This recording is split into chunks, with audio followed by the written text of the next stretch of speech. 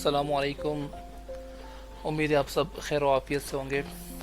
आज इस वीडियो में हम थोड़ा सा डैशबोर्ड एप्लीकेशन की जो बुनियादी फंक्शनलिटी सिस्टम, इस पूरे सॉफ्टवेयर के अंदर क्या क्या फ़ीचर्स अवेलेबल हैं, थोड़ा सा उनको हम समझेंगे। थोड़ी वीडियो लंबी होने वाली है क्योंकि चीज़ें काफ़ी सारी हैं, तो मैं अभी सिर्फ इनका इंट्रोडक्शन दूंगा और फिर हम वैसे भी हमारी एक सीरीज़ चल रही है जिसके अंदर हम एक एक ऑप्शन को डिटेल में बता रहे हैं।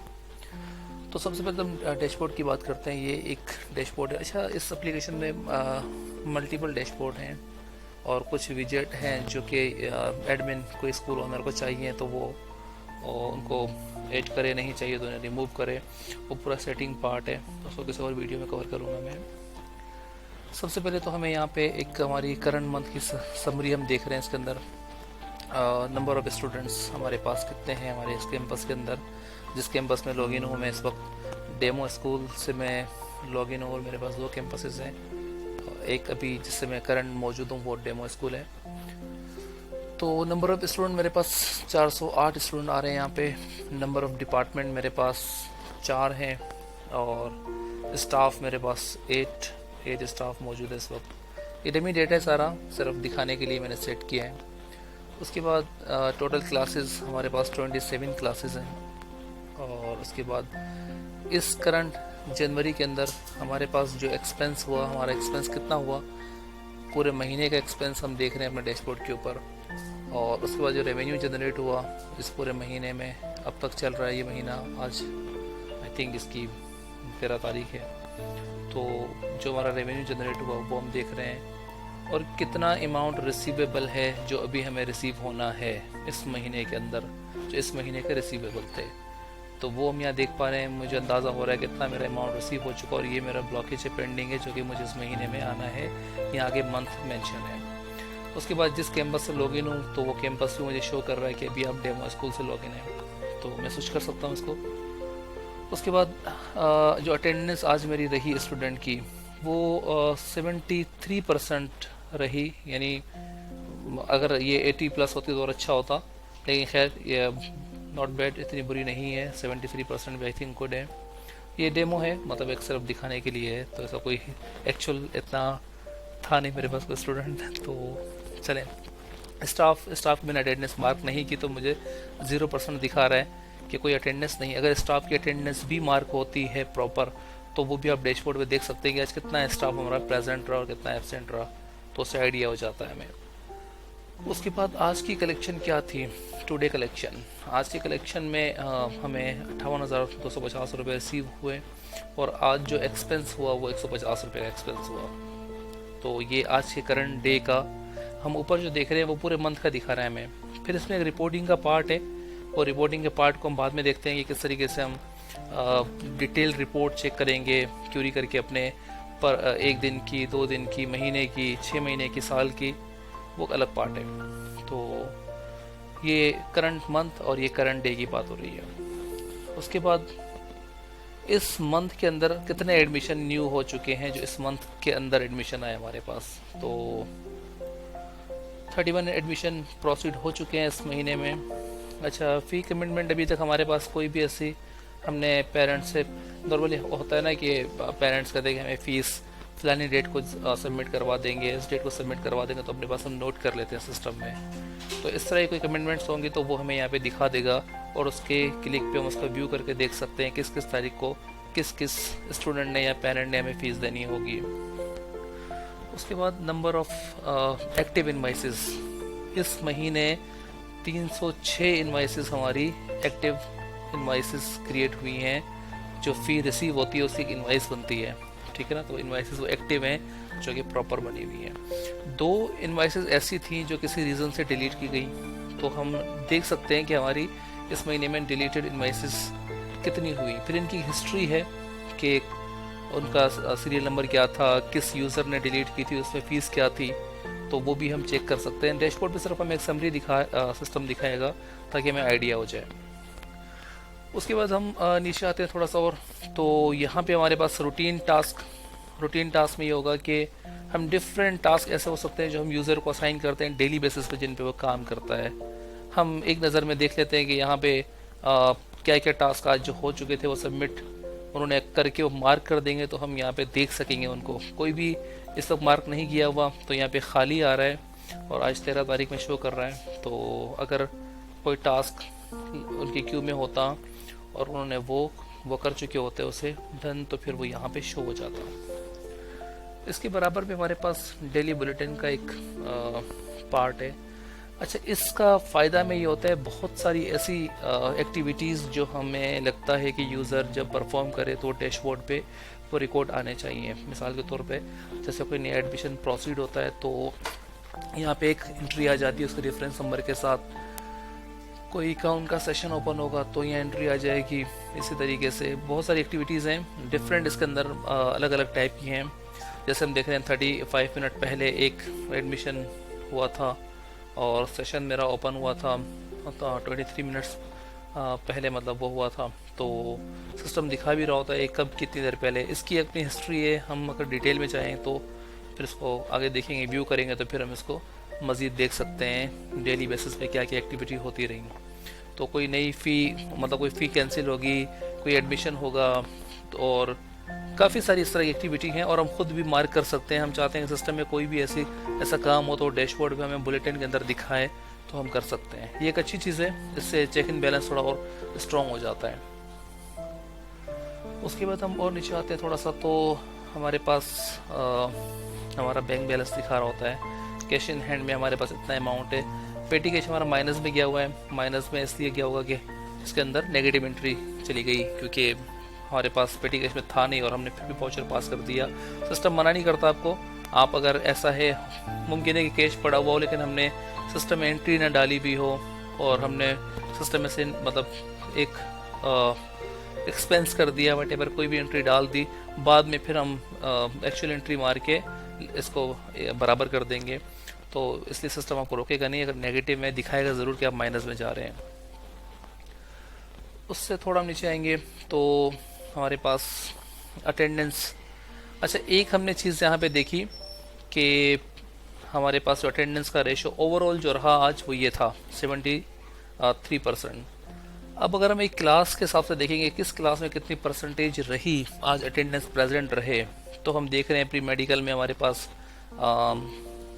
67% बच्चे रहे और 84। इसी तरीके से अगर हम और नीचे आते हैं तो हमारे पास 100% भी हमारे पास स्टूडेंट कुछ रहे जिनका डेटा यहाँ मौजूद था और 33।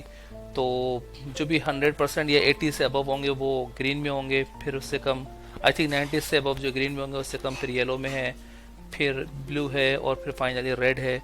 50 से कम अगर परसेंट आ रही है तो फिर वो रेड में शो करता है, ताकि हमें देख के अंदाज़ा हो जाए कि हमारी परसेंटेज बहुत कम जा रही है, इन क्लासेस को फोकस करने की ज़रूरत है, अटेंडेंस कम क्यों हो रही है। उसके बाद हमारे पास कैलेंडर है। अगर अच्छा, इस कैलेंडर का हमें फ़ायदा ये होगा कि कोई भी जूम मीटिंग क्रिएट हो रही है, कोई स्टाफ कोई इवेंट क्रिएट कर रहा है या हम खुद कोई इवेंट क्रिएट करते हैं तो वो इवेंट हमें हमारे कैलेंडर में शो करता है। तो उसको क्रिएट करने के लिए हमें यहाँ आना पड़ता है, वो फिर हम अगली क्लास में देखेंगे, उस वीडियो में देखेंगे किस तरीके से हम अपने इवेंट्स क्रिएट करते हैं। तो इसके अंदर डिफरेंट इवेंट्स हैं, लाजमी नहीं है कि एडमिन खुद कोई एक बंदा क्रिएट करे, ये लिंक्ड है। अगर कोई ऐसी चीज़ है जो स्कूल ओनर या मैनेजमेंट को पता होनी चाहिए तो वो हर एक के कैलेंडर में वो ऑटोमेटिक शो हो जाती है, ताकि सब देख सकें क्या कोई अनाउंसमेंट है, बहुत सारी चीज़ें हैं। उसके बाद हमारे पास नीचे एक ऑप्शन है हमारे ब्लॉग का, यहाँ पे हमारे लेटेस्ट ब्लॉग सारे शो होते हैं उसके। तो अभी कोई ब्लॉग यहाँ लिस्ट नहीं हो रहा, अदरवाइज़ अब यहाँ पे स्कूल को कोई न्यूज़ कोई नया फीचर हम ऐड करते हैं तो यहाँ ब्लॉग के अंदर हमें वो चीज़ें नज़र आ रही होती हैं। ये इस डैशबोर्ड का एक शॉर्ट इंट्रोडक्शन था और इसमें जो मज़ीद डैशबोर्ड है उनके ऊपर अलग वीडियोस में करूँगा, तो फ़िलहाल इसका इतना काफ़ी आई थिंक। उसके बाद हम टॉप पे आते हैं, ये शॉर्टकट है यहाँ पे जिनमें एडमिशन का पार्ट है। हम डिटेल एडमिशन नहीं करना चाहते हैं तो हम यहाँ से शॉर्ट उससे क्विक नेविगेशन बार से ये एडमिशन फॉर्म ओपन करके एडमिशन कर सकते हैं। उसके बराबर में हमारे पास कैलेंडर का ऑप्शन है। हम जहाँ पे अपने इवेंट्स क्रिएट करते हैं तो यहाँ से अपने इवेंट क्रिएट करेंगे हम। उसके बराबर में चैट रूम मौजूद है, यहाँ पे हम चैट स्टाफ आपस में चैट भी कर सकता है और उसके बाद अगर मैं इससे आगे चलूँ तो नोटिफिकेशन है हमारे पास, जो नोटिफिकेशन सिस्टम जनरेट करेगा। लाइक आप एज ए एडमिन कोई नोटिफिकेशन क्रिएट करते हैं या कोई यूज़र क्रिएट करता है तो उस सबको वो नोटिफिकेशन शो होंगे। उसके बराबर में हमारे पास लैंग्वेज का ऑप्शन है। आप इंग्लिश, उर्दू और फ्रेंच के अंदर इस सिस्टम को यूज़ कर सकते हैं। और उसके बाद प्रोफाइल, आप अपना पासवर्ड चेंज कर सकते हैं या फिर ब्रांचेस को स्विच कर सकते हैं। उसके बाद हम थोड़ा सा इधर आते हैं कॉन्फ़िगरेशन वाले पार्ट में। जनरल सेटिंग है, campus management, academic year, classes और department, student category, vehicles, stop routes, इन सबको मेंटेन करते हैं। ये सारी चीज़ें इनिशियल सेटअप होता है तो इसलिए कॉन्फ़िगरेशंस में आ रही हैं। उसके बाद अगर हम एकेडमिक्स में जाएं तो यहाँ पे हम देख रहे हैं हमारे पास काफ़ी सारी चीज़ें हैं। तो सबसे पहले तो स्टूडेंट से स्टार्ट करते हैं। क्विक एडमिशन जो हमने टॉप नेविगेशन बार में देखा वो यहाँ पर भी आ रहा है। उसके बाद स्टूडेंट की लिस्ट है और अटेंडेंस है, रिमार्क्स है, transfer student, GR setting, time table, school certificate generator, ID card, multiple इसके अंदर आईडी कार्ड्स हैं जिनको हम प्रिंट करते हैं, उनको फिर हम डिटेल में देखेंगे। इसी तरीके से सर्टिफिकेट्स, हमारे पास हर तरह का सर्टिफिकेट सिस्टम जनरेटेड मौजूद है इसके अंदर। इसके बाद हमारे पास एड न्यू इनवॉइस, फ़ी कलेक्शन, फ़ी चालान, ड्यू स्लिप्स। इसके बाद फिर जो होमवर्क, हम अगर पेरेंट्स मोबाइल एप्लीकेशन यूज़ कर रहे हैं तो हम डेली बेसिस पे अपना होमवर्क अपडेट करेंगे यहाँ पे, तो वो अपने मोबाइल में उसको कैरी कर रहे होंगे, देख रहे होंगे, उसके उस हिसाब से वो अपने प्लान कर रहे होंगे। रूटीन टास्क अभी जिसकी बात मैं कर रहा था डैशबोर्ड के ऊपर, वो रूटीन टास्क हम यहाँ से सेट करेंगे सारे। उसके बाद यूज़र अकाउंट सेशन होते हैं। हमें इससे ये पता चलता है कि इस वक्त अगर हमारे पास मल्टीपल कैंपसेस हैं या फिर हमारे पास एक ही बड़े पैमाने पे काम हो रहा है और उस पर 3-4 काउंटर है जहाँ से फ़ी वगैरह कलेक्ट होती है, तो हर यूज़र का अपना एक सेशन होगा, अपना एक लाइक वो जब लॉगिन करेगा तो उसका अपना एक अकाउंट मेंटेन होगा। हमें पता चलेगा किस यूज़र ने कितनी कलेक्शन की है और एक यूज़र किसी दूसरे यूज़र की कलेक्शन को नहीं देख सकता। तो हम यहाँ से चेक कर सकते हैं कि कितने सेशन अभी चल रहे हैं, कितने सेशन एक्टिव हैं और कितने सेशन अभी हम क्लोज कर चुके हैं। वो सारी डिटेल हम यहाँ पे देख रहे होते हैं। उनकी कलेक्शन कितनी हो चुकी है वो सब यहाँ पे। अब जैसे ये स्टार्ट हुआ था आज, कंटिन्यू अभी तक चल रहा है, क्लोज नहीं हुआ, ओपन है, 58,250 रुपये कलेक्ट कर चुका है ये। तो इस तरीके से हम इसको चाहें तो क्लोज भी कर सकते हैं बाय फोर्स, लेकिन जो कि यूज़र जब काम कर रहा है तो क्लोज नहीं किया जाएगा इसे। उसके बाद हम थोड़ा और आगे आते हैं तो हमारे पास ऐड एक्सपेंसेस, आज जो भी एक्सपेंसेस होते हैं उनको ऐड करने का तरीका। उसके बाद cash transfer to bank, cash को हम कैश हमारे पास कलेक्ट हो गया आज, ठीक है, स्कूल में 1 लाख 1.5 लाख, तो फाइनली हम वो कैश डिपॉजिट करवाएंगे किसी बैंक में जाके, ठीक है ना। तो अगर किसी बैंक में डिपॉजिट करवाते हैं तो फिर उसके एंट्री सिस्टम में डाल देंगे। उससे हमें ये फ़ायदा होगा कि हमारा बैंक भी अपडेट होता रहेगा, हम अपना बैंक, अपना लेजर रिकनसाइल करने में हमें आसानी होगी। और कैश होता भी यही है, नॉर्मली कैश बैंक में ही ट्रांसफ़र होता है, इतना सारा कैश इसको में रखा नहीं जाता। तो किसने ट्रांसफ़र करवाया, किस ब्रांच में ट्रांसफ़र हुआ, करवाने वाला कौन था, अमाउंट कितनी थी, ये सारी चीज़ें यहाँ से हम मेंटेन करते हैं। तो फ़िलहाल तो मैं डिटेल में नहीं जा रहा इसके अभी के लिए। उसके बाद हमारे पास जूम क्लासेस, हम zoom live classes, meetings staff के साथ, स्टूडेंट के साथ, पेरेंट के साथ जूम मीटिंग्स कर सकते हैं। ये भी एक पूरी अपने आप में डिटेल है लंबी चौड़ी कि आप जब जूम मीटिंग क्रिएट करेंगे तो जूम मीटिंग किसके लिए होनी चाहिए, आया वो पेरेंट्स के लिए है, स्टाफ के लिए, लाइव क्लास है, ये सारी सेटिंग हम फिर समझेंगे जब जूम को हम पढ़ेंगे। अभी सिर्फ इंट्रोडक्शन दे रहा हूँ मैं। तो जूम क्लासेस, जूम की सेटिंग है, गूगल मीट की क्लासेस, यानी गूगल के थ्रू भी हम ये मीटिंग, वीडियो कॉल और सारी चीज़ें कर सकते हैं। बिग ब्लू बटन भी एक सर्विस है, इसी तरह जिस तरह जूम है वैसे वो भी यूज़ होती है, तो उसको भी हम इंटीग्रेट कर सकते हैं। एग्ज़ाम के अंदर सब्जेक्ट की डिटेल, एग्ज़ाम टाइप्स हैं, ऑनलाइन एग्जामिनेशन सिस्टम है और एग्ज़ाम एनालिटिक्स हम देख सकते हैं सेशन के हिसाब से। अब डिफरेंट एग्ज़ाम में बच्चों की परफॉर्मेंस कैसी रही, कहाँ हम ऊपर नीचे जा रहे हैं, वो सारी डिटेल हम यहाँ पे चेक कर सकते हैं। उसके बाद हमारे पास नोटिफिकेशन का पार्ट है। जैसे अभी मैंने बात की, नोटिफिकेशन जब क्रिएट करते हैं तो वो मोबाइल पे भी यूज़र को मिलेगा और यहाँ सिस्टम पे भी मिलेगा। इसके बाद एसएमएस का पार्ट है हमारे पास। और एसएमएस की सेटिंग है यहाँ पे। एसएमएस प्रोवाइडर मल्टीपल प्रोवाइडर्स हैं एसएमएस के लिए, लाइक आप व्हाट्सएप को इंटीग्रेट कर सकते हैं। इसके अलावा नॉर्मल एसएमएस AQS की सर्विस है, टेलीनॉर पाकिस्तान में चलता है, उसे यूज़ कर सकते हैं। टूलियो एक इंटरनेशनल सर्विस है एसएमएस की, उसको हम यूज़ कर सकते हैं। इसके अलावा भी कोई सर्विस है वो भी इसमें ऐड हो सकती है, उसे भी हम यूज़ कर सकते हैं।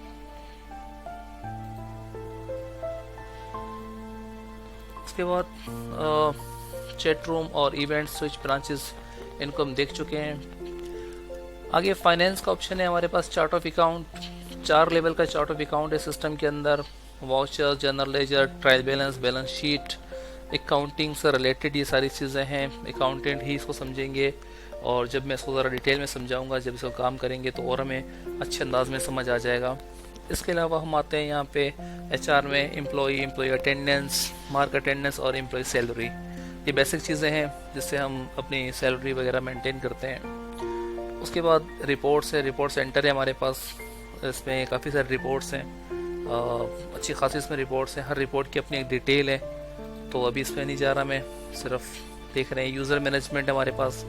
यूज़र मैनेजमेंट के बाद हमारे पास यूज़र मैनेजमेंट में यूज़र्स हैं और उनको डिलीट, अपडेट और ब्लॉक करना होगा किसी यूज़र को। उससे जो अगला पार्ट है वो है हमारे पास एड-ऑन्स का। डिफरेंट एड-ऑन्स है इसके अंदर, बहुत सारे हैं। Biometric integration, learning management system, hostel management, library, और इसके अलावा वैन ट्रैकिंग। हम रियल टाइम में अपनी वैन को ट्रैक कर सकते हैं कि वैन अभी कहाँ है, वालदेन ट्रैक कर सकते हैं उसे। इसके अलावा school data management, payment gateway और डिफरेंट पेमेंट गेटवेज इसके अंदर हमारे पास इंटीग्रेटेड है, जिनमें बैंक अल-फलाह है, जेस कैश है और HBL है इसके अंदर, और इंटरनेशनल भी कुछ हमने इसमें इंटीग्रेशंस की हैं। तो खैर अब तो वो यूज़ तो नहीं हो रही, लेकिन इंटीग्रेटेड इसके अंदर। School inventory, gallery, discussion, pool management, Google Docs, enquiry, custom report. इसके अलावा API एक्सेस भी अवेलेबल है, अगर किसी इदारे को एक्सेस चाहिए पर्टिकुलर APIs का, तो वो भी हम इसमें प्रोवाइड कर रहे हैं। उसके बाद इसमें हेल्प का एक पार्ट है। तो वीडियो काफ़ी लंबी हो रही है, मैं चाह रहा हूँ कि इसको शॉर्ट करूँ। आई थिंक ये थोड़ा सा इसका एक इंट्रोडक्शन हो गया। इसको मज़ीद फिर हम अपनी बाकी वीडियोस में थोड़ा सा और इंशाल्लाह डिटेल में इसको डिस्क्राइब करने की कोशिश करूँगा एक एक फीचर को। तो अपना बहुत ख्याल रखिएगा। अल्लाह हाफिज़।